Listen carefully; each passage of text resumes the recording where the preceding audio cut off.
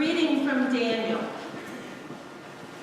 As I watched, thrones were set in place, and an ancient one took his throne. His clothing was white as snow, and the hair of his head like pure wool. His throne was fiery flames, and its wheels were burning fire. A stream of fire issued and flowed out from his presence. 1,000 thousands served him, and 10,000 times 10,000 stood attending him. The courts sat in judgment, and the books were opened. As I watched in the night visions, I saw one like a human being coming with the clouds of heaven. And he came to the Ancient One and was presented before him. To him was given dominion and glory and kingship, that all peoples, nations, and languages should serve him. His dominion is an everlasting dominion that shall not pass away, and his kingship is one that shall never be destroyed. The word of the Lord. Thanks be to God. We will read Psalm 93 responsively. The Lord is King, robed in majesty. The Lord is robed in majesty and armed with strength. The Lord has made the world so sure that it cannot be moved. The oceans roar in the air, your throne is established. You are from everlasting. The waters have lifted up, O Lord. The waters have lifted up their voice. The waters have lifted up their pounding waves. I hear the sound of many waters. I hear the breakers of the sea. I hear the Lord who dwells on high. Your testimonies are very sure, and holiness befits your house, O Lord, forever and forevermore. A reading from Revelation. Grace to you and peace from him who is, and who was, and who is to come, and from the seven spirits who are before his throne, and from Jesus Christ, the faithful witness, the firstborn of the dead, and the ruler of the kings of the earth. To him who loves us and freed us from our sins by his blood, and made us to be a kingdom, priests serving his God and Father, to him be glory and dominion forever and ever. Amen. Look, he is coming with the clouds. Every eye will see him, even those who pierced him. And on his account all the tribes of the earth will wail. So it is to be. Amen. I am the Alpha and the Omega, says the Lord God, who is, and who was, and who is to come, the Almighty. The word of the Lord. Thanks be to God.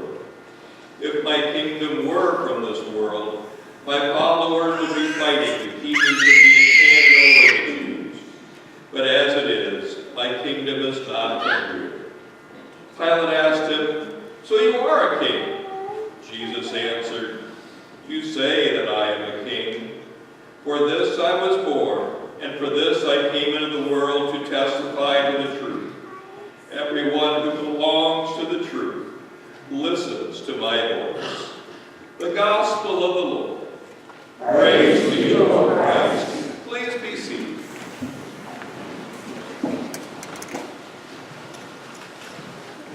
So when you think of a king, who do you think of? You know, a few years ago, King Tut was making the rounds. He was kind of packed into a semi-trailer, and then he was unloaded when you got to big museums. He was that childhood king that everybody was kind of interested about. If you're an American history buff, you might know of King George. He was around when things got stirred up here in the American colonies. During the American Revolution, things didn't turn out so well for him. In Sunday school, we hear about King David and King Solomon. They each had their moments of grandeur, and they each had their moments of shame. In our Wednesday morning Bible study, we just kind of finished up with all of the kings of Israel and Judah. And some of those were good, but most of those kings were not so good. And maybe that was a reason that God was not too keen on giving the people a king, because he knew that it wouldn't turn out well. And asking for a king was really kind of a snub on God's authority. There's also that famous and kind of scary Burger King. I never have figured out how that guy could possibly sell anything. He's always looked a little creepy to me. I don't think that would draw me into having any hamburgers. But kings have been around for a long time. In general, a king is a man who is ruling a country. They have absolute power. They speak and people act. And kings are power because they are not chosen. They are not elected. They are generally born into the position. The qualifications are that usually it must be the firstborn son of an existing king or queen. At least that's kind of how I understand it. I get a little confused by the monarchy rules, especially when you look at England nowadays. I'm not sure who it is that's next in line to be king. But for the Israelites, it had been 500 years since they had a king. They were waiting and waiting, and they were looking forward to a new king. Throughout those years, a few guys claimed to be king, but they were false starts. They didn't really turn out very well. Then came Jesus, and he seemed promising. People called him the new Messiah, the new king. Jesus did nothing to claim that role. He didn't go out with big banners and said, I am the king. But he also did little to renounce it. On Palm Sunday, he came into Jerusalem, and people bowed down and called him king. Jesus knew, though, that he had a special role. But it was this understanding that Jesus might just be king that led to his demise, because the Jewish leaders felt threatened. My gosh, if Jesus was the new king of the Jews, their jobs were gone.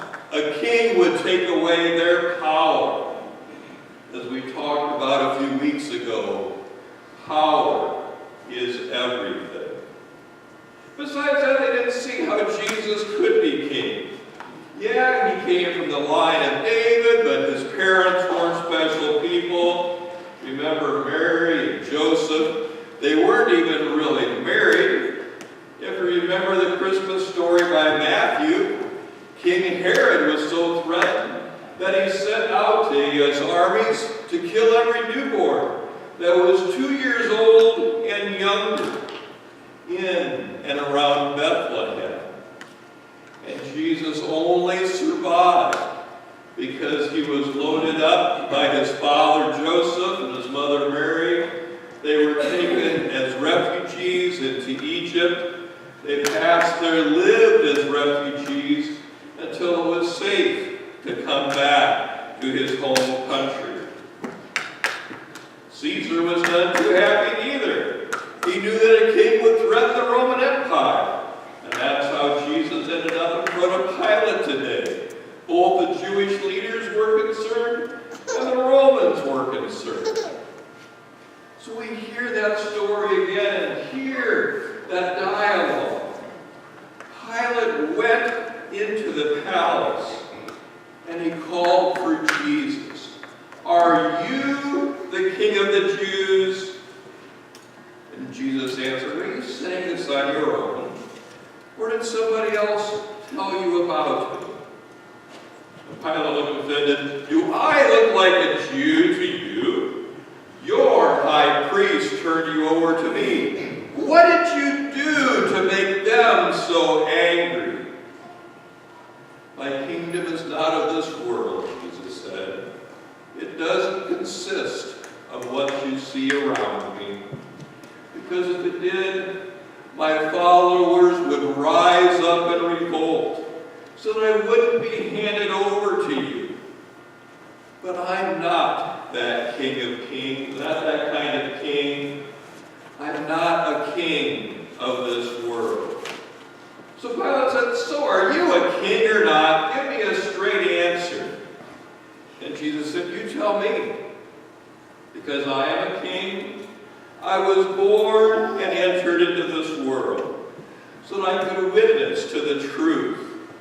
Everyone who cares for the truth, who has feelings for the truth, will follow my voice.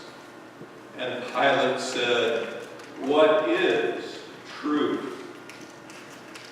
That last sentence changes everything. For some reason, it was left out of the assigned lectionary for today. I have no reason why the people that assigned these readings left that out. Because I think that is central. Pilate saying, what is truth? Is Jesus a king or not? What is the truth? And certainly that word's taken a hit lately. You know, is it fake news? Is it real news? Who's telling the truth? Where is the truth coming from? Truth has been a problem since Adam took a bite out of that apple. Even then, they had a hard time telling the truth. Adam and Eve were saying, oh, I don't think we did it. It was the snake's fault. Where does truth come from? Is it in the eye of the beholder? Think about these two statements. Are these true or are these false? The Bible says, cleanliness is next to godliness. Not in the Bible. Not going to find it anyplace. Or how about this one we're coming up on the Christmas season? There were 3 wise men, 3 magi. Will you find that in the Bible? No. The Bible doesn't say how many there were. We assign 3 because they brought gold and frankincense and myrrh. But the truth is, we have no idea. So what is truth? It's not easy. There are many things that can change our perspective. So here is a picture of our dog.